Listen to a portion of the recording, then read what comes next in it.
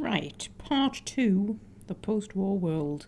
So, Living Legends is set 200 years after the war, the Reaper War, right? And the galaxy has changed quite a lot in terms of who's in control, who has power, who's at the top, who's at the bottom, etc. So, I thought I'd do an episode where we just talk about where everybody is in the post-war world. So planets, races, people, places, that sort of stuff.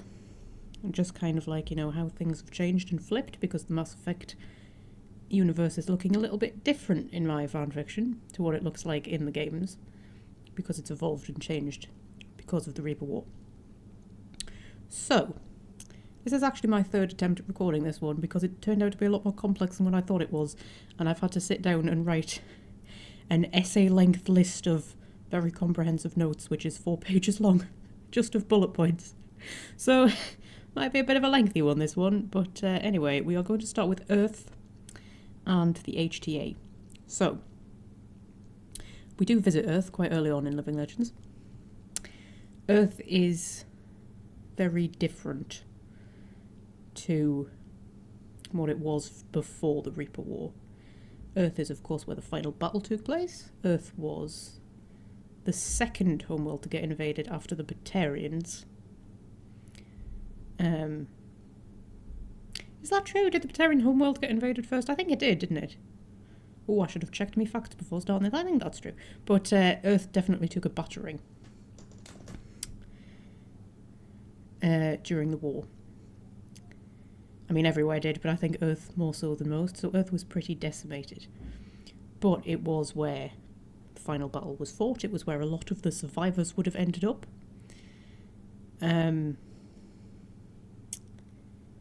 It was where the Citadel ended up, and actually it's mentioned in the story that they stripped the Citadel apart to rebuild Earth. So most of Earth's cities are built with parts from the Citadel, which is a bit poetic, because Earth is basically the new Citadel. That is the role that it plays in the post-war world. Earth is no longer the human homeworld. It is stated, it's Adana, I think, says, Earth is no longer the human homeworld, it is the galactic capital. It's the most powerful planet in the galaxy, having gone from being, nothing really, because the humans were kind of at the bottom of the pile. It's funny actually, because I know I say that I like to flip things on their head, so I like to do what people, think of what people expect and of what has most been done before, and then do the opposite. Mass Effect had already done that with humans, because normally in sci-fi humans are pretty powerful, and Earth is sort of seat of power type thing, whereas in Mass Effect they didn't do that. They put humans on the bottom. So, in order to flip that, I've actually put them back on the top. I was giggling at myself a little bit for that. But anyway, yes, but Earth, when we visit Earth in the story, they go to a fictional city called Renoka. And I don't state where on Earth Renoka is. I didn't have anywhere specific in mind. It's on a coastline, that's literally it. So it can be wherever you want it to be, but one of the reasons that I didn't state where it is because Earth is unrecognisable now. All the countries that exist now don't exist in this future. All the cities that exist now, well, London probably does, because it was, a place of historical significance, because it was kind of where the Reapers were defeated. But in general, most of the cities don't exist or have different names. And the reason for that is, of course, Earth was rebuilt by the survivors of the final battle, many of whom would not have been human. And Earth was so decimated that most of what was there would have been lost. Be it cities, towns, history. History is just gone. It's almost like the final battle was like day zero, and Earth was rebuilt from that moment forward, and everything before then has kind of been erased pretty much by the Reapers, because that is what the Reapers do. They erase people from history. So one of the reasons that I didn't state where Renoka is because it's not anywhere that would be recognisable to our eyes anyway, because Earth is practically a new planet. And it's the most diverse planet in the galaxy as well. It's got the biggest Asari population, this side of the Asari relay. And the backstory that I had behind Renoka was that Renoka was named by a group of Solarians, and it was like a Solarian SDG group that had survived the war and started a little settlement. Just like, got a group of survivors together and protected them, and they started this little village called Renoka, and now it's a massive city. And Earth has just become this massive cultural mismatch and hodgepodge of just a little bit of everybody, because it would have been such a diverse group of survivors that was stranded on Earth after the war, and they're the ones who rebuilt. But the consequence of that is that most of humanity has kind of been lost. Like, the human identity has been a bit lost. But that's sort of happened to everyone. So the post-war galaxy is a lot more... It's a lot less races being separate from each other. It's more kind of like... people are less defined by what race they belong to. It's more like they just, they're collective occupants of the galaxy. They survived, the Reaper War together, and that's connected all of them. But a lot of history and things will have been lost because of the devastation that the Reapers caused, not just on Earth, but everywhere. Which means a lot of the races have lost that kind of personal identity, with the exception of maybe the Quarians and possibly the Krogan, who we'll talk about in a minute. But yes, the role that Earth plays is basically it's the new citadel, it's the galactic capital, it's the seat of power. It's where the HTA was formed and where their headquarters are. So the HTA is the Human-Turian Alliance. I explained in the last episode that they're formed in the immediate aftermath of the war because...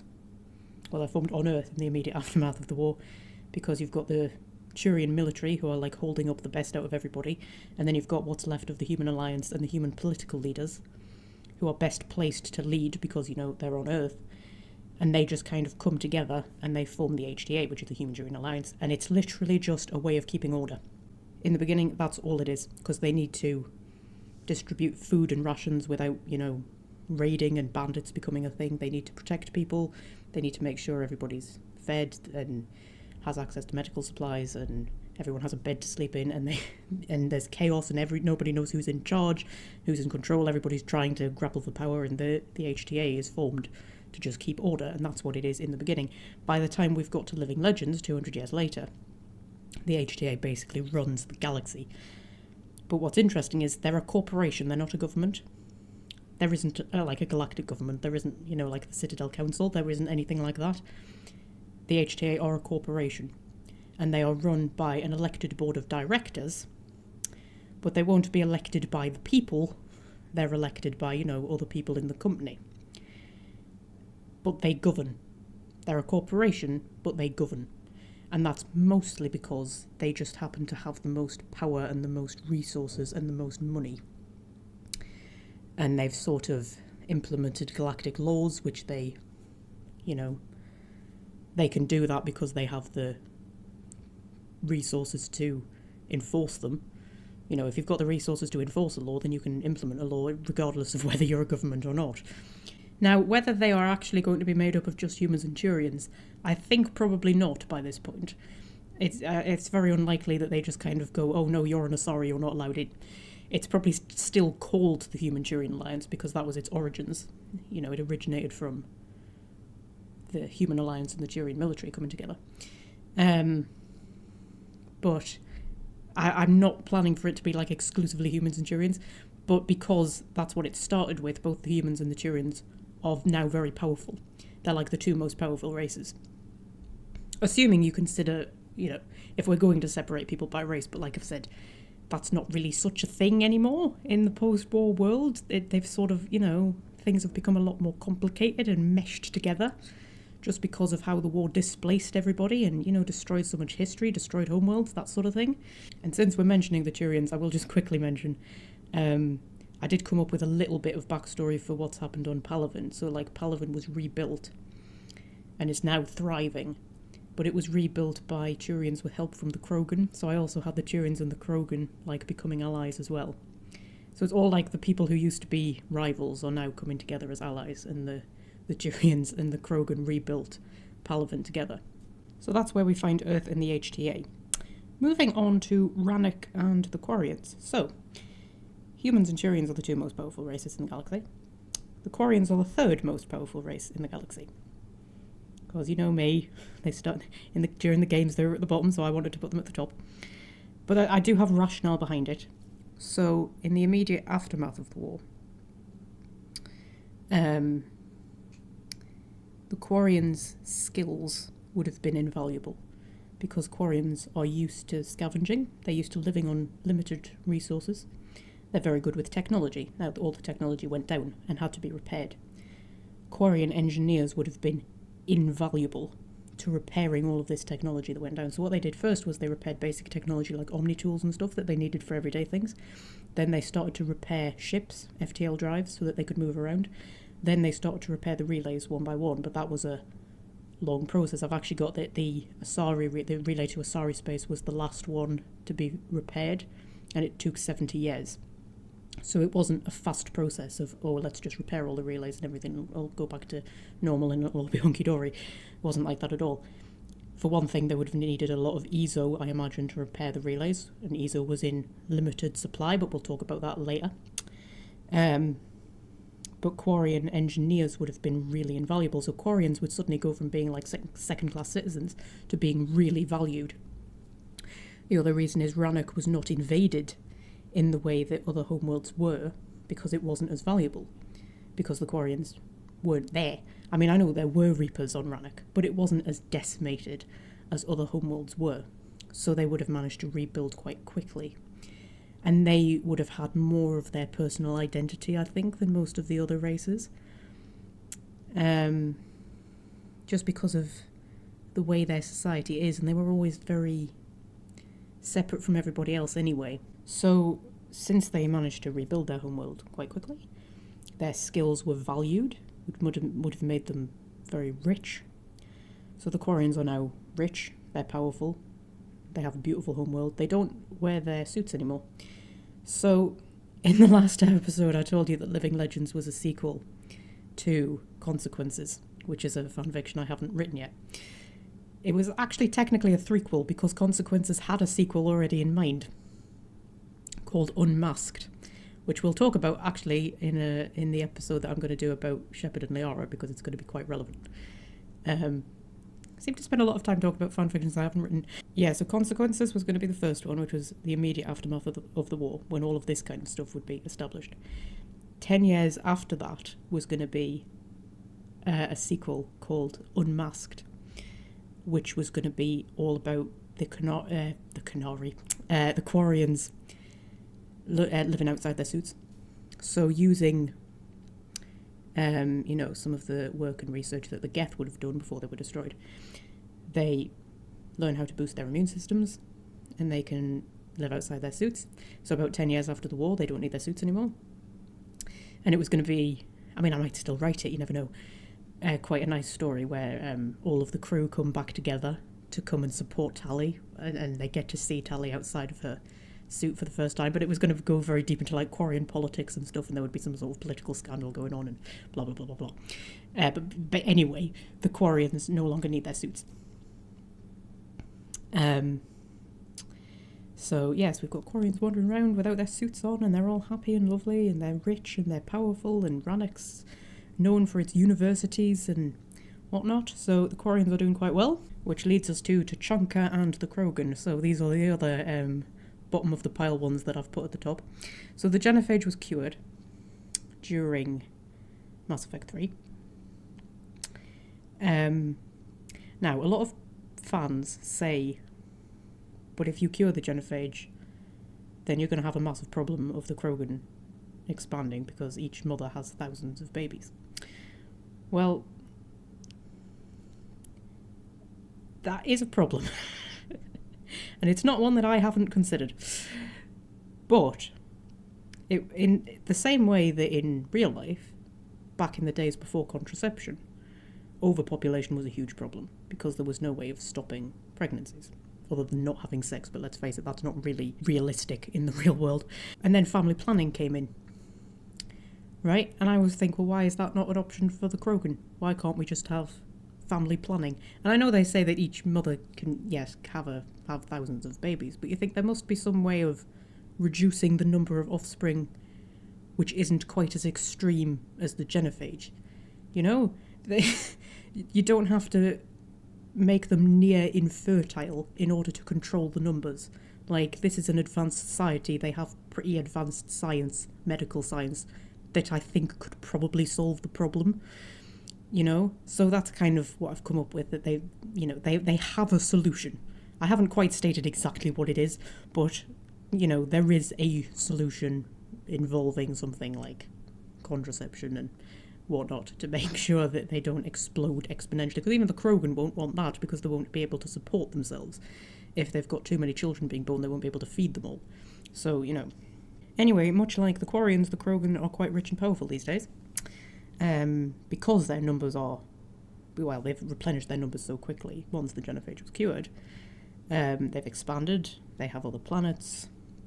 Under the guidance of Rex, they've starting to find new ways other than war. Tuchanka has become a cultural hub with universities and museums and galleries, and, you know, it's a place where people go to appreciate art and that sort of thing. Rex is also quite rich. There is a point in the story where Shepard goes to him for money, because he's the only one who can, you know, afford to fund things for her. I do have a little bit of a side story going on that I've hinted at a few times, and I'm not going to say too much about because it's a bit spoilery for stuff that's going to happen later. But there's a bit of a thing going on with the women are slightly trying to take over a little bit, because, you know, they've during the genophage, the women were treated abominably, particularly the fertile ones. They were fought over, and, you know, and the infertile ones were likely treated as nothing because they had no value. And the fertile ones, yes, people fought over them and all of that kind of stuff. And now they're sort of trying to wrestle back some power. And Rex kind of hints that, yeah, the women are kind of taking over a little bit. Also, Rex's eldest son, Mordin, has been mentioned a couple of times in the story, and there is something going on with him, and he is going to turn up later in the story. But I shall say no more than that. I also have the Krogan as governing themselves outside of the HTA, which is something no other race has managed to do. So all of the races have ended up having to answer to the HTA, because the HTA are so powerful. I mean, the HTA are the power in the galaxy. There isn't like a most powerful race. The most powerful thing is the HTA. But the Krogan are managing to govern themselves outside of the HTA to a certain point.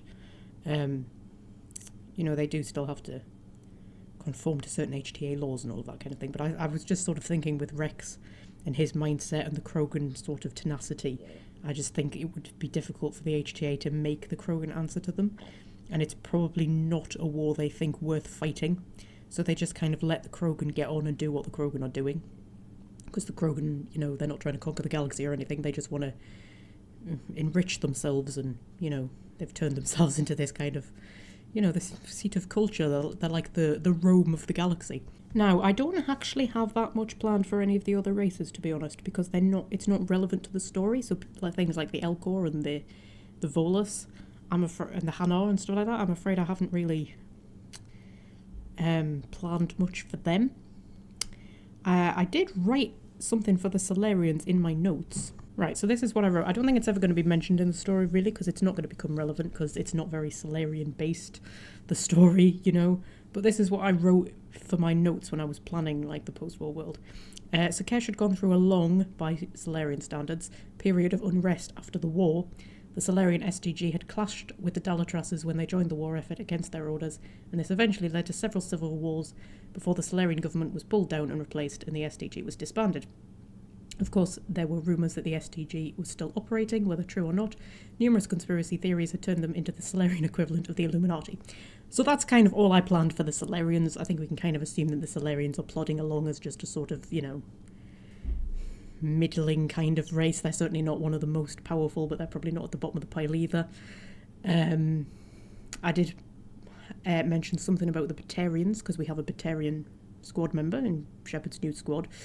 And he mentions that the Batarians are on the brink of extinction because they fight amongst themselves too much. Obviously, they were decimated by the Reapers when the Reapers came through the relay. The Batarians were the first ones hit.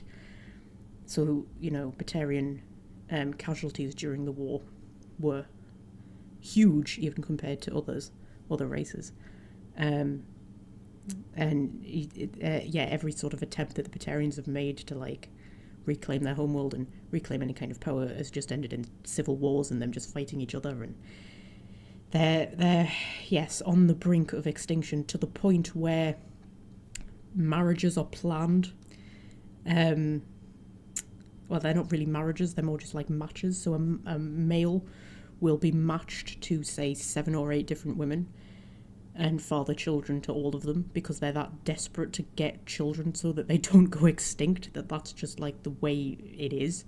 And whether the fathers have any influence in the children's lives or not is up to the mothers. That just seemed like a Batarian kind of mindset to me. I don't know. That's like one little conversation that Boba has with Liara. It's the only time that's been mentioned in the story.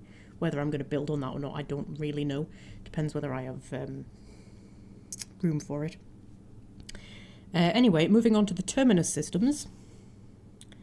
So the Terminus is pretty much the same as it ever was. It's kind of lawless, and it's the place where the pirates hang out. The only real difference is Omega has been destroyed by the HTA. And Arya is now on the run from the HTA and relying on Tivos to protect her. It's where we find Arya. So Omega is gone, and the HTA is trying to take over the Terminus. Because the thing is, it would have spent this last 200 years getting all of the Traverse under its control. So the Terminus has just sort of been left to carry on much as it ever was. So the HTA has destroyed Omega, and they're trying to gain a foothold in the Terminus systems. And there is a reason why they're doing that, but I'm not going to spoil it for you. But it's more than just wanting power. They do have an actual reason relevant to the story as to why they're trying to take over the Terminus systems. Right, and this leads us to the Asari, who I have left for last, because they are the most important and the one that I have the most to say about, and the ones that the story centres around. It's a very Asari central story. Because I just like writing the Asari. I find them really interesting. I think they have the most interesting... They're the ones who are the most different, I think. And the ones who have the most interesting outlook. There's so many things about them that set them apart from all the other races. There's the monogendered thing. There's the fact they live for 1,000 years. There's the melding. There's the way they reproduce. They're the only ones who can reproduce with other races. I think it just gives them such a different perspective on everything. And I've just find them so fascinating to write. Most of my Mass Effect fanfictions are quite Asari central one way or the other. Anyway, so the Asari. So we're going to have to split this into two, because you've got the Asari who are on one side of the Asari relay, and the ones who are on the other. So you've got the ones who are in Asari space and the ones who are not in Asari space. And you also have the ones who were born before the war and the ones who were born after the war. So, bear with me. Where we find the Asari is that they are at the bottom of the pile. Pretty much. I mean, the Vorcha are probably still below them, but apart from that, the Batarians are probably still below them. But apart from that, the Asari are pretty much bottom of the pile. They are drifters, often mercenaries or criminals. Thessia has never been reclaimed like the other homeworlds have. We'll move on to why in a minute. So they don't have a homeworld. Pretty much all of the matriarchs were killed during the war. So after the war, they struggled for a leader. Tivos kind of stepped into the role of being the Asari leader, but as I mentioned in the last episode, Tivos was having a mental breakdown after the war. She just wasn't coping at all. She was struggling, and she just couldn't hold her own with the other leaders. So the humans and the Turians were forming the HTA and kind of taking over, and other races were, reclaiming their homeworlds and stuff like that, and Tivos was falling apart, and there wasn't anybody else to lead the Asari, and they just kind of drifted. And I think probably after the war, how successful you were would have been measured by how quickly you managed to recover. And the Asari are slow-moving creatures. And the fact that they live for 1,000 years, I mean, I know the Krogan do as well, but the Krogan seem more like everybody else than the Asari do. You know what I mean? And they were used to being at the top, because the Asari were the most powerful race in the galaxy, really. And now they're not. They've had all that power stripped away from them. There's a bit quite early on in the story where it's either Shepard or Liara is looking at a group of Asari, and there's the older ones who were born from before the war and the younger ones who were born after the war, and she can tell the difference between them because the older ones carry themselves with the kind of dignity that the Asari from before the war had, because they knew they were the most powerful race in the galaxy. And, that gave them a confidence. Whereas the younger ones don't have that, because they are used to being second-class citizens. That's all they've ever known themselves as and seen themselves as, and that's how they act.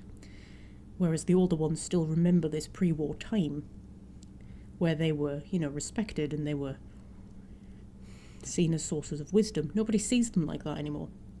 And I think the older Asari from before the war would really struggle with that. Not the fact that they're not powerful anymore, but just the fact that, for other races, whole generations have passed and they have forgotten who the Asari used to be. So they don't look at them with respect and with admiration, because they only know the Asari as, second-class citizens, criminals, basically, for the most part. They're sort of the new Batarians, really, the Asari, and are viewed as much by most people. And while for the younger ones, that's maybe not pleasant, but it's what they're used to, it's what they expect. The older ones, remember a time that, for some, it's like ancient history. And I was just trying to think how difficult that would be for them. That, a period of time that they remember and lived through and grew up in, and is just fresh in their minds, to other lesser lived races. I mean, some of them don't even believe it happened. It's become like a fairy tale. I have actually got... So when they're on Earth, they encounter these people called the Truth Seekers, who are sort of like, the Holocaust deniers, the people who say the Holocaust never happened. It's basically what the Truth Seekers are about the Reaper War. They just say, the Reaper War didn't happen. It's all a conspiracy. Because I remember sitting thinking that would definitely be a conspiracy that would come up, wouldn't it? A few centuries after the war, people would just go, oh no, that never happened. And there's one point where they encounter a Solarian, because the Solarians are so short-lived, it'll seem even longer ago to a Solarian than what it would seem to a human, if that makes sense.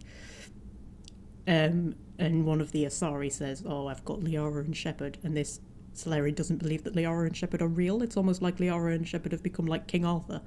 It's just like, they're not actually real, they're just a story.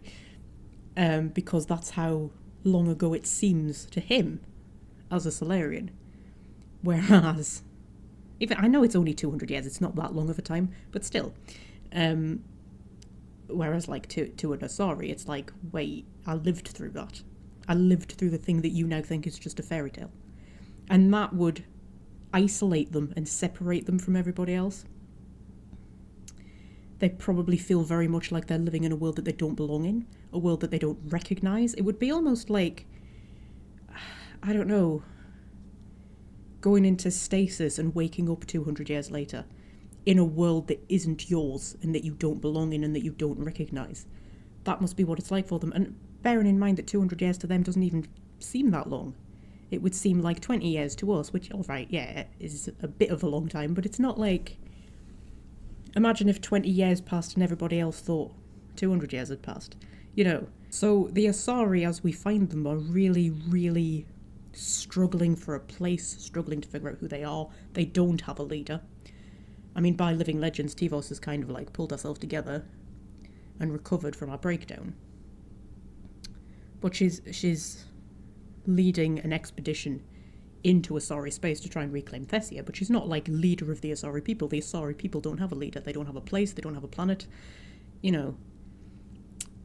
And that brings us to the difference between the older Asari and the younger Asari. So we've covered the older Asari, born before the war. The younger Asari, born after the war, are very different because they don't know the Asari of old. They don't, you know, they'll have heard stories, but they didn't live during a time when the Asari were the Asari as we know them, as players. And I've got that a lot of them would have been raised on Earth. I also mentioned that a lot of them would have had human fathers, which is not so much a thing during the games because, I mean, the humans have only been around for about 20 years or something, 20, 30 years, when the games are set. And Asari mature so slowly that, you know, even assuming that the first Asari and human that ever met each other had a child together, that child would still be a child by the time the Mass Effect games are around. So there aren't really Asari, you know, walking around who you would interact with who have human fathers. Whereas by the time of Living Legends, lots of Asari have had human fathers, because lots of Asari were stranded on Earth after the war. And lots of Asari ended up being raised on Earth, and often raised by humans. And I've got this sort of thing that a lot of the younger Asari on Shepard's ship are very human-like. They have very human-like mannerisms. They act very human, and this is another part of how the races are becoming more intertwined and interlocked and are less separate from each other in the aftermath of the war. Obviously, it wouldn't be just humans. Some of them would have been raised more around Turians or Solarians or whatever. I don't know if an Asari could be raised around Solarians. That would be a generational operation for a Solarian family, wouldn't it, to raise an Asari child? But anyway, so there's like a noticeable difference between the two generations, which must also really sting for the older Asari, that all of these young ones are coming through who are so different. And it's like, you know, it's almost like their race is being wiped out, really. Everything that they were is kind of just slipping through their fingers. And they're not used to being that powerless. So, yeah, the Asari are not in a good place. But bringing us on to Asari space. So this is the Asari who are in Asari space, and what has been happening in Asari space. So, during Mass Effect 3, Thessia is more or less decimated by the Reapers, and I find it really interesting, because when Earth is invaded, and Palaven, and all of them, are invaded, they're invaded, you know? It's an invasion. And by the end of Mass Effect 3, so Earth gets invaded at the start of Mass Effect 3, and by the end of Mass Effect 3, the invasion is still going on. They are, you know, mining the planet for its resources. They are mining the humans themselves, turning them into husks. They do the same on Palaven, they do the same on Sakesh. Thessia, they just wipe out. And they do it very quickly. It's not like an invasion to try and, you know, take everything that Thessia has. They just wipe it out. And it's very quick. And it's not just Thessia, it's the rest of Asari space, it's Asari colonies. They seem to just try to wipe the Asari out, and Liara says they're dying by the millions. And they seem to take more casualties than most of the other races. And what else is interesting is the only Asari who are in the Reaper army. So the Reaper army made up of husks, who were originally human, marauders, who were originally Turian, etc., etc. The only Asari who they turn into, like, Reaper soldiers are the Banshees, and the Banshees were all originally Ardat Yakshi. Right, so there's very few of them. Just your normal everyday Asari, they don't seem to bother with. It's like they just don't care. It's like the Asari are of no use to them. They just wipe them out. Whereas all of the other races they seem to consider valuable in some way. The Asari, they just don't seem to for some reason. And that could be another thing of, like, knocking the Asari down off their pedestal a little bit, is like the Reapers didn't see them of any value. But anyway, the point is that Asari space gets battered, and Thessia is just decimated, and most Asari colonies are decimated to a much more extreme degree than any of the other races. And I don't know how much of that is canon and how much is me adding poetic license, but that's just how it seemed to come across to me in the games anyway. So that's another reason why the Asari suffered so much. And it's the reason why the HTA didn't decide to repair the relay for 70 years. Because my idea is that when they started fixing FTL drives and getting ships back and being able to leave Earth, they went out to try and find... This is still when the HTA were the good guys, so like when they're first formed, the HTA are the good guys. By Living Legends, they're the bad guys. But when they first left Earth, they're still good guys, and they're going out and they're trying to find people who need their help and need resources, need food and medicine and order. But they don't have enough resources to go in every direction. They have to make a choice. Do they go to Asari space, which they know was decimated, they know there would have not been that many survivors, or do they go across the Traverse, and they choose the Traverse? Now, in some ways it would have made more sense to go to Thessia, because Thessia has all the EZO, and that might have been, quite useful to them in the immediate aftermath of the war, but they make the choice that actually in the Traverse there are probably more people who need us, so they go to the Traverse, and that's how Asari space ends up being abandoned effectively for so long, because they're prioritising other relays which are going to get them to areas where they think there's more people who actually need them. So the relay into Asari space isn't repaired for 70 years, and it's the last one to finally get repaired. Although there's probably some that they just never repair, to be fair. So Asari space has more or less been abandoned. And when they finally did repair the relay and they went through, what they found was that it is lawless. Much more than the Traverse. It's the few survivors that there were have banded together into gangs. It's a battleground, really. Thessia is completely closed off. It's surrounded by a network of satellites that keep it hidden from view. Nobody knows what's going on Thessia. Even other people in Asari space don't know. It's yes, there's rumours about a Thessian order who rule Thessia, but nobody actually knows what's going on Thessia. Very, very few people get in or off Thessia. Very few people can get in, almost nobody comes out. It's, it's a sort of mystery. Nobody actually knows what's going on Thessia. So the HTA closed off the relay into Asari space for, people's own safety, so they say, but there may be a bit more to the story than that, but I'm not going to say anything because it's a bit spoilery. There may be more going on. It's been hinted in the story that there's more going on. Arya thinks there's more going on. So yes, Asari space has been closed off. It was restricted. Nobody could go in because it was just lawless. And there was just too many gangs fighting over power and over resources. It's the bit of the galaxy that was probably hit the hardest and has suffered the most after the war. No sort of governing power has ever emerged. There are gangs and there are, gang leaders. There is Thessia and possibly a Thessian order, but nobody knows what that is, including me. I've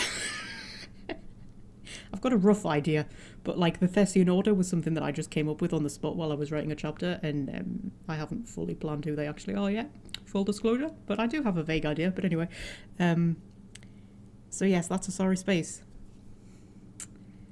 And it's not just Asari who are in Asari space. There's, people from all races there. Just anybody who would have survived the war. And I can't say too much more without spoiling things. Yeah, so, that's the general idea, though. That gives you the general gist about the state that Asari space is currently in. And finally, that leads us on to the EZO shortage. So, with Thessia gone, or unable to be accessed, EZO is a limited resource because most of the EZO would have come from Thessia. It's very, very rare that you find natural EZO anywhere else in the galaxy. There are a few places that you can mine it in Mass Effect 2, but it's very rare. And they need it for everything. They need it for FTL drives. They need it to repair the relays. They need it for a lot of their technology. So it's, there's an EZO shortage and it's a real problem.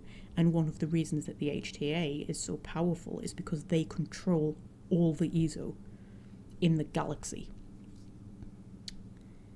And most of the ESO that they've managed to get since the end of the war has been mined from wrecked ships and dead reapers. And why I say they probably didn't repair all of the relays is because they probably picked and chose which ones they could afford to repair, and some of them maybe just, weren't worth it. So yes, the HTA controls all of the ESO that there is. And this is central to the story because, of course, if anybody managed to take control of Thessia, they would suddenly have all, because Thessia is so ESO rich, it would completely shift the balance of power, which is one of the reasons why the HTA has been trying to stop Tivos from reclaiming Thessia. Because, whoever owns Thessia controls the galaxy, basically, which is why the Asari were as powerful as they were. It wasn't because they were long-lived and wise and patient and diplomatic, it was because they had the ESO. And this is a story about trying to reclaim Thessia, and you've got lots of different people trying to reclaim Thessia for different reasons. Aria's trying to reclaim it, Tivos is trying to reclaim it, Shepard's trying to reclaim it, the HTA are trying to reclaim it in their own way. They're just being a bit sneakier about it. Because everybody wants the ESO, and that's kind of what the story's centred around. So in the rest of the galaxy there is a real ESO shortage, and it's a real problem. And it's how the HTA are basically keeping control of everybody. And that's it. That'll do us. That is the post-war world. A basic overview of it, anyway. And in the next episode, we are talking about Shepard and Liara, their relationship, their romance, their friendship, them as characters, how they've evolved, how I write them, etc., etc. But until then, I shall let you go, my lovelies.